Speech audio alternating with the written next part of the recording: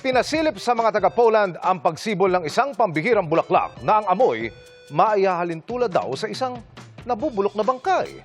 Kuya Kim, ano na?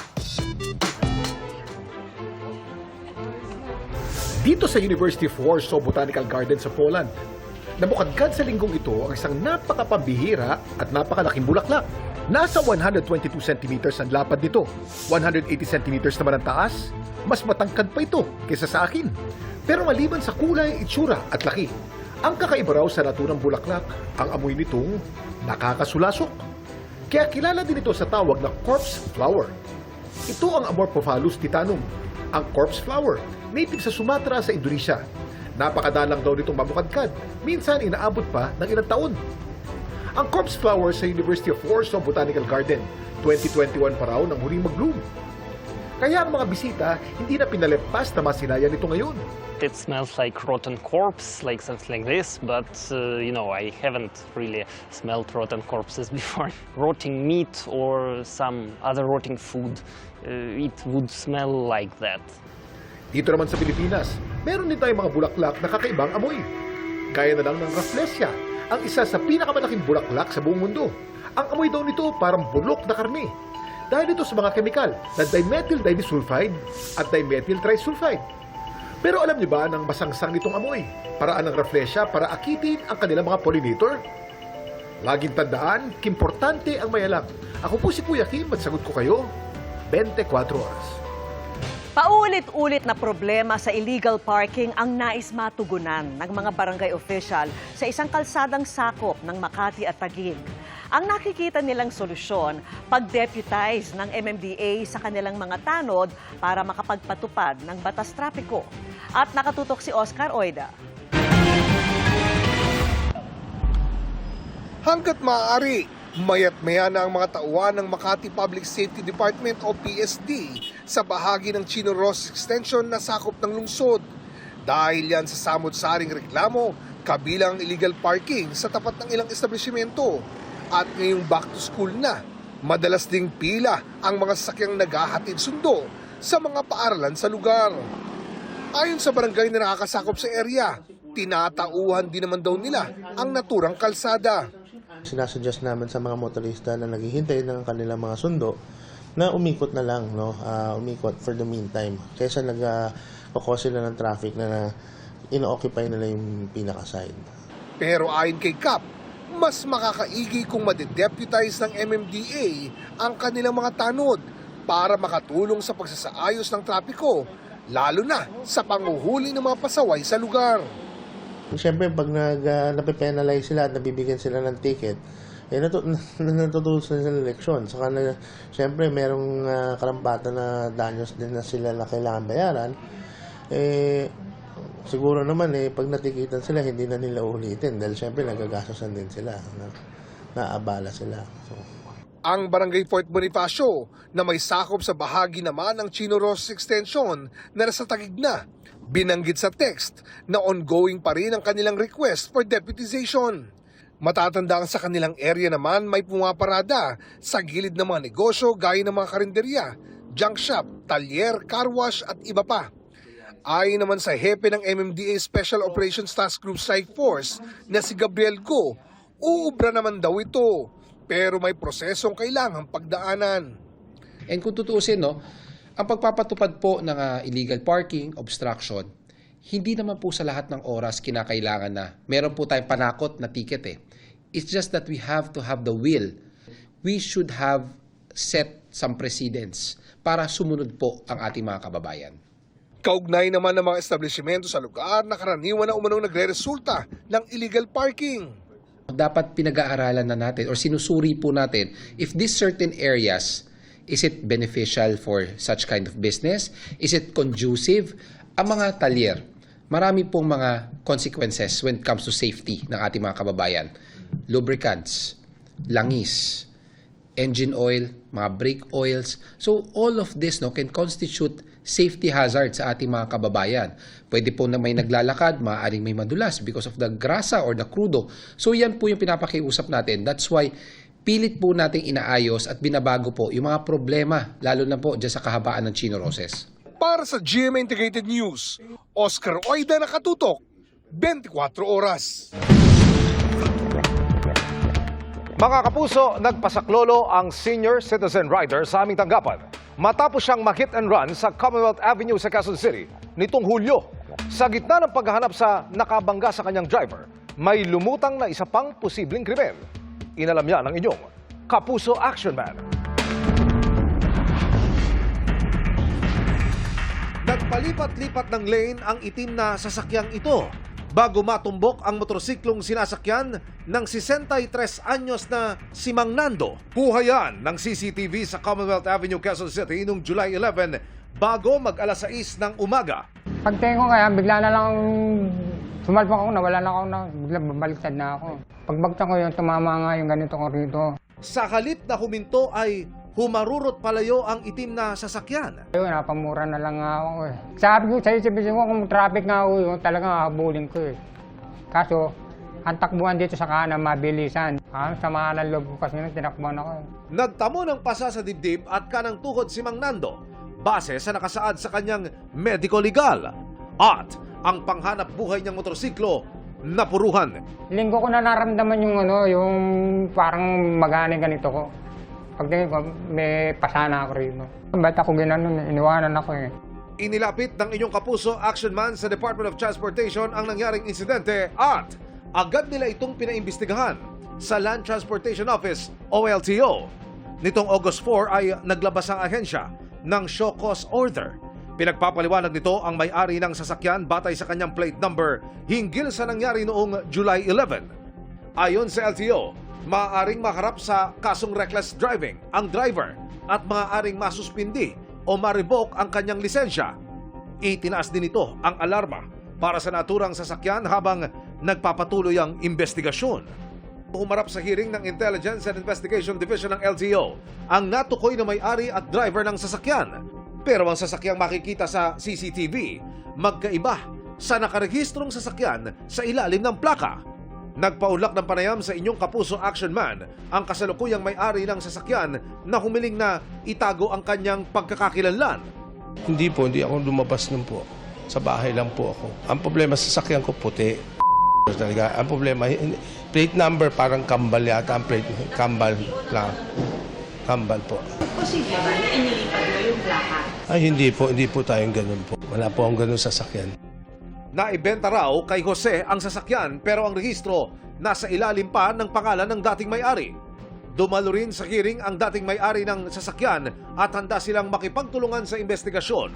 Business partner ko po talaga siya. Minsan talaga, kakagamit ko, sabi ko, bibilin ko sa kanya. Sa ngayon ay isinailalim muna sa preventive suspension ang lisensya ni Jose habang naghihintay ng resolusyon sa insidente. Sana mahuli naman yung gumawa niyan. Hindi naman tayo ang may sala. Huwag naman po ganun. Patuloy ding iniimbestigahan ng LTO ang posibilidad na nagkaroon ng paggamit ng kambal o doble plaka. Nagpapasalamat naman si Mang Nando sa naging pag-usad ng investigasyon.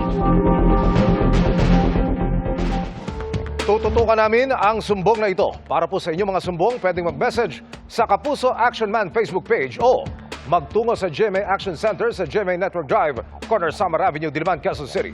Dahil sa anumang reklamo, pang-aabuso o katawalian, tiyak, may katapat na aksyon sa inyong Kapuso Action Man. This Sunday na ang The Big Cola FanCon, kung saan muling magsasama ang inyong mga paboritong PBB Celebrity Collab Edition housemates. Pero bago ang awaited performance sa Big Dome, serving looks muna ang ilan sa isang TikTok trend. Makichika kay Aubrey Carampel. Pogi is out, dating is in. Para kay PBB Celebrity Collab Edition Second Big Blazer Will Ashley, naangat ang angas in his black shirt and specs. Ang newest TikTok trend na yan. Kinasahan din ang kapwa niya Sparkle housemate na si Vince Maristella at kaduo na si Ralph De Leon. Di rin nagpahuli syempre ang iba pang boy housemates tulad ng other half ng big winner duo na si Brent Manalo at fourth big placer River Joseph. At ang Team Millie nina Michael Sager at Emilio Daez. Pero if the Pinoy big boys can do it, Magpapatalo ba ang girls? Syukla, pasok! Sa akin yung dating. Panis yung mga pogi. Panis! Tayo pa na to chideng. O sige kayo na pogi. Habol din fourth big placer AZ with guest. At kung nabitin kayo sa looks and moves ng housemates, don't worry dahil this Sunday, August 10, mapapanood na ang kanilang sold-out The Big Collab FanCon. Kaabangan ng mga tao yung Pinoy Big Boys. May mga pasabog kaming gagawin mga boys. Isa lang daw ito sa way ng housemates to show their appreciation sa lahat ng mga sumuporta sa kanilang journey.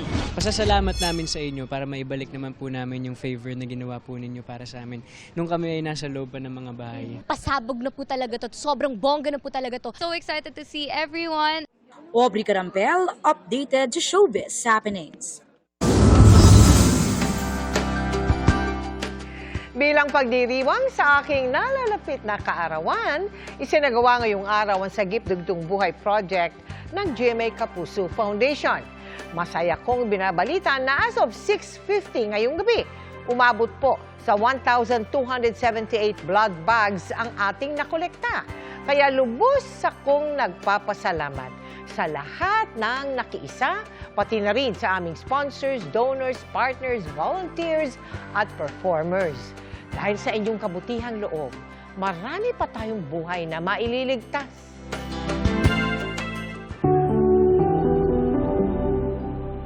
Mula Baguio City, bumiyahe ang 64 na taong gulang na si Victoria patungong Quezon City para tuparin ang matagal na niyang pangarap, ang makapagbigay ng dugo sa Sagip Dugtong Buhay Bloodletting Project ng GMA Kapuso Foundation, katuwang ang Philippine Red Cross. Pinaghandaan ko po at tapos pinag-pray ko kasi nga po yung pamasahe. Awan ng Diyos ay nagbigay ang Panginoon ng biyaya. Kaya may pamasahe po akong papunta dito. Wala man po akong maiambag ngayon, baka sa mga susunod. Meron po, pero ito pong buhay ko handog ko naman na po sa ibang tao. Gaya ni Victoria, naglaan din ng oras at panahon ang iba pa para maging isang bayaning kapuso. Nakakataba ng puso na makasama kayo sa pagdiriwang ng aking kaarawan at masaksihan ang inyong buong pusong pag-aalay ng sariling dugo para sa mga nangangailangan. Merong tao kang mapapagaling, saan man lupalop siya naroon. Meron kayong taong mapapasaya. Merong taong mabibigyan ninyo ng pag-asa sa buhay. Merong taong nangangailangan na ikaw ang sasagip. Bata man yan, matanda, babae, lalaki. Napakalaking biyaya ang nakalaan para sa inyong lahat. Sa tulong naman ng ating mga sponsors, nakapagbigay tayo ng pagkain at freebies sa mga successful blood donors. 29 years na po tayo magkasama. All those years, ang ating nakolektang dugo ay nasa 73,373 units or bags of blood. Nagbigay saya rin ng ilang performers. I would like to say that I thank you for everything, for being an inspiration, not just to me, but for everyone here in GMA. And I wish for your birthday, syempre, ang gusto nating lahat, magkaroon po kayo ng parating maayos na kalusugan. Happy birthday po, Miss Mel! Ayan, I wish po namin sa iyo is always good health. Yeah, and sana makasama po namin kayo soon. Maraming salamat sa lahat ng pagbati at nakiisa sa aking advokasya na makapagdugtong ng buhay. Mahigit 20 milyong pisong halaga ng high-grade marijuana ang naharang po sa NAIA. Nakita yan sa bagahe ng isang Briton na galing Thailand. Nakatutok si Marisol Abduraman. Matapos lapitan ng K9 unit ng Philippine Drug Enforcement Agency, agad binuksan ng mga otoridad ang bagaheng ito sa NAIA Terminal 3. Ang tumambad, 35 pakete ng marijuana kush. Dumadaan sa x-ray. Lahat yung mga indicators na yan nag-positive po. Kaya nung pinabukas po ng mga taga-task force. Halos 16 na kilo ng marijuana kush na nagkakahalaga ng 22.6 million pesos ang dala ng isang Britong galing sa Bangkok, Thailand. To check and validate kung kasama ko siya sa mga drug syndicates or ano lang ba siya na pag-utusan or isa ba siya mule or courier. Pero ayon sa Briton na nakakulong na sa PIDEA, ipinabitbit lang sa kanya ng kaibigan ang bagahe. He said, would it be all right for you to take it? I said, yeah, okay, no problem. Did he pay you for that? Nah, I didn't know what was inside the bag. Naharap siya sa reklamong paglabag sa Comprehensive Dangerous Drugs Act. Patuloy naman ang investigasyon ng PIDEA para matukoy ang mga kasabwat niya. Para sa GMA Integrated News, Marisol Abduraman, nakatuto 24 oras. Patuloy ang pagdami ng pasyenteng may leptospirosis sa ilang ospital sa Metro Manila. Sa San Lazaro Hospital, umakyat na sa mahigit 100 ang nakakonfine. At ilan sa mga yan, severe o malala na. Nakatutok si Mariz Umali. Sa dami ng mga tinamaan ng leptospirosis, batch by batch nang isinasalang sa dialysis sa San Lazaro Hospital ang mga pasyenteng may severe leptospirosis. Sila yung mga talagang dumadating datin dito, walang blood pressure o walang mga ihi. Ang tawag namin doon mga anuric patient. Kung hindi po talaga namin mahabol na IV hydration sa mga swero at hindi po talaga sila umihi sa ilang mga pagkakataon na binigay ho namin na oras, ito'y sa ilalim talaga sila sa mga dialysis. Kabilang sa mga dinadialysis, nagka-leptospirosis matapos mapilitang lumusong sa baha. Sa kalsada namin sa Fifth Orentino, yung may mga daga. Kasi pag bumulad po, lumadapa sila. Kagaya ko, nangusap ako. Hindi ko akalain magkakasakit ako. Lagnat po ako. Tapos, andyan hindi ako makatayo. Pag iihi po ako, halos kapit na kapit ako bago makatayo. Tapos pagbabalik, hindi naman ako makahiga. Sobrang namin nilipit na po, opo. Tsaka yung ihi ko, ibang kulay na. Si Renato lumusong sa hanggang dibdib na baha para mag-rescue ng mga kapitbahay. Hindi na iisipin yung pansarili. Masakit, para kang nalumpo. Sumakit yung tiyan. Buong katawan, tapos yung ulo mo parang binibiyak. Tapos sumusuka ka.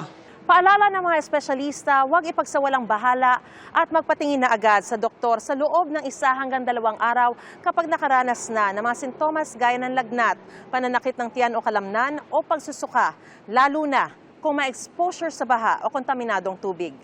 Usually ang leptospirosis mapanganib, no? Naapektuhan talaga ang mga organs nito. Ito yung kung tawagin natin mga multi-organ failure. Kung hindi ito maaagapan at mababaliwala itong mga simptomas na ito, talagang ito'y hahantong sa mapanganib at nakamamatay na sakit. Hindi lang sa baha nakukuha ang leptospirosis. Maaari itong kumalat kapag ang ihi ng infected na hayop tulad ng daga, humahalo sa lupa, baha o umaagos na tubig. Sakaling hindi maiwasang lumusong sa baha, paulit-ulit na paalala ng DOH, agad kumonsulta sa doktor tulad sa Barangay Health Center kung saan maaari silang resetahan ng prophylaxis. It would take around a week or 2 bago magkaroon ng symptoms yung mga pasyente. Sa San Lazaro Hospital, aabot na sa 108 ang nakakonfine at 14 ang nasawi dahil sa leptospirosis. Sa Ospital ng Maynila, mayroong 5 na itatalang nasawi, habang 25 ang nakakonfine kabilang ang pediatric patient na si RJ. Siyempre, natatakot po kasi ano po yan traidor Napakadelikado pong sakit. Nilagnat siya ng umaga, kaya hindi ko po siya pinapasok. And then nung paggabi na po, sumusuka na siya. Payo ni RJ na naranasan na kung gaano kasakit ang leptospirosis. Huwag na pong lulusong sa baha. Para sa GMA Integrated News, Mariz Umali, nakatutok, 24 oras. Sa pool sa CCTV, ang makapigil hiningang pagbangga ng tren sa isang van sa bansang Poland. Paglusot ng van, saktong bumaba ang rail gates. Ilang beses pang sinubukang magmaneobra ng driver ng van pero inabot pa rin ito ng dumaang tren. Sa lakas ng impact, nawasak ang kalahati ng van pati ang mga rail gate. Nakaligtas naman sa disgrasya ang driver ng van. Pinadidisqualify ng kampo ni dating Pangulong Rodrigo Duterte si International Criminal Court Prosecutor Karim Khan sa kaso nito.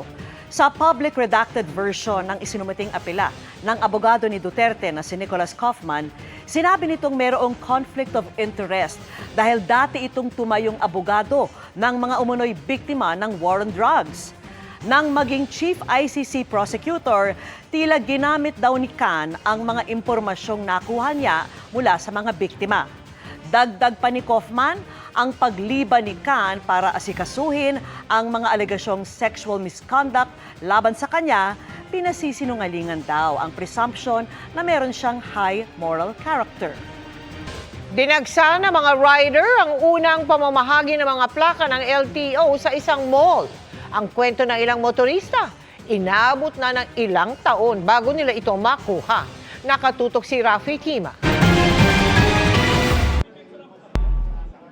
Emosyonal si Mang Salvador nang sa wakas makuha na ang plaka para sa kanyang motorsiklo matapos ang halos isang dekada.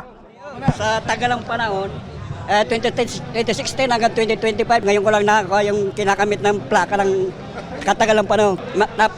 Ganda sa loob ko. Kalahating oras lang daw ang itinagal ng pagkuha ni Mang Salvador sa kanyang plaka. Bago nito, temporary plate gamit ang motor vehicle registration lang ang kanyang ginagamit. Kaya lagi daw siyang nasisita. Panatag na loob nyo ngayon? Ayun, panatag na po kasi nakita ko na yung plaka ng motor ko. Ito ang kauna-unahang pagkakataon na nagsagawa ng plate distribution ng LTO sa mall. Bago nito, sa mga barangay at sa mismong kalsada raw sila nagsasagawa ng distribution. Pero matumal daw ang dating ng mga motorcycle owners maging sa mga opisina ng LTO. Sa buong Pilipinas po, around mga 7.5 million po ito. Dito po sa NCR, around kulang-kulang 1.8 million po yan. Dahil mas malaki at color-coded na ang mga bagong plaka ng mga motor, malaking bagay daw na maipamahagi na ang milyong-milyong bagong plaka para makatulong sa crime prevention at investigation. Paglilinaw ng LTO, mga motor na binili mula 2014 hanggang 2017 lang ang magbibigyan nila ng plaka on the spot. Yung mga 2014 to 2017 po, kung mapapansin po nila yung kanilang certificate of registration, wala pa pong assigned plate. Wala pa pong assigned plate. So yung mga plaka po, kami na po mag-a-assign dito. Sige yan, 2022 lang daw niya nabili ang motor. Pero nagbaka sakali pa rin daw siyang magtungo rito para makuha ang plakang 3 taon na niyang hinihintay. Maswerte namang dala ng LTO ang kanyang plaka kaya sa wakas, nakuha na niya ito. Siyempre, rights ko na magka-plaka. I mean, siyempre, binabayaran ko yung motor ko tapos temporary pa rin yung gamit namin. Supposedly na dapat plaka talaga. So, nakuha ko na, sobrang parang nakahinga din ako ng maluwag. Dahil sa dami ng dumagsa sa una nilang mall plate distribution program, gagawin na rin daw ito ng LTO sa iba pang mall sa iba't ibang bahagi ng bansa. Gagawin na rin daw ito sa loob ng mall para mas maging komportable. Abangan lang daw ang anunsyo ng mga susunod nilang plate distribution sa media at sa kanilang social media account. Para sa GMA Integrated News, Rafi Tima, nakatutok, 24 oras. Captain Rhee has officially landed in the Philippines at sa kanyang unang beses na pagbisita sa bansa, kamusta kaya ang kanyang experience? Makichika kay Aubrey Carampel. Nasa bansa ang South Korean superstar na si Hyunbin.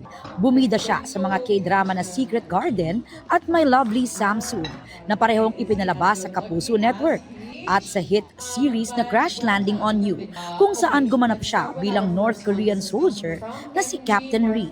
Kwento niya sa press conference, first time niyang bumisita sa bansa at nagpasalamat siya sa natanggap na warm Filipino welcome. 필리핀은 꼭 한번 이렇게 와보고 싶었던 나라 중에 하나인데 Philippines was always in my list to visit, to always visit, and I did not have so much time yet to go around and kind of experience the Philippines. But you know the way they have welcomed me here in the Philippines is really, really heartwarming, and it's more amazing than I expected. Nasarapan daw siya sa Pinoy dish na kanyang natikman. 그리고 식사를 했는데 너무 만족스러워. I also had a meal. It was very delicious and amazing. I got a suggestion, a recommendation for Filipino food, which was adobo. It was very delicious and I enjoyed it. Nandito si Hyunbin para sa isang fan meet and greet. Looking forward na raw siyang makita ang kanyang Pinoy fans. 우선 늘 변함없이 이렇게 관심 가져주시고 The unconditional and unchanging love and support that I receive from the Filipino fans. I'm really, really grateful and honored to have this kind of support. And with that love, I would like to return it back to you, to the Filipino fans, with more projects and of course, a better actor as well. So thank you so much for all your love and support. Aubrey Carampel, updated showbiz happenings. And that ends our week-long chikahan. Ako po si Iya Arellano. Happy weekend, mga kapuso. Miss Mel, Miss Vicky Emil. Thank you, Iya. Salamat sa iyo, Iya. Happy weekend, Iha. Oo nga, Emil, bago tayo magtapos, gusto muna namin batiin si Tita Mel para sa kanyang kaarawan sa linggo. Napaka-fresh na. Advance happy birthday, Tita. Pagtsagaan nyo na lang si Emil, dapat si Yun Bin ang magbibigay niya na traffic lang. Hayaan mo na ako, ma'am. Traffic si yung bin. Pagdamutan niyo na ako, ma'am. Kainis naman si Hawakan ko Yung. po yung script niyo, ma'am. Wish namin, God Tita, bless you, marami pa kayong mapasaya. Thank you so at much, matulungan Vicky. sa Kapuso Foundation. Maraming salamat, Emil. Thank you.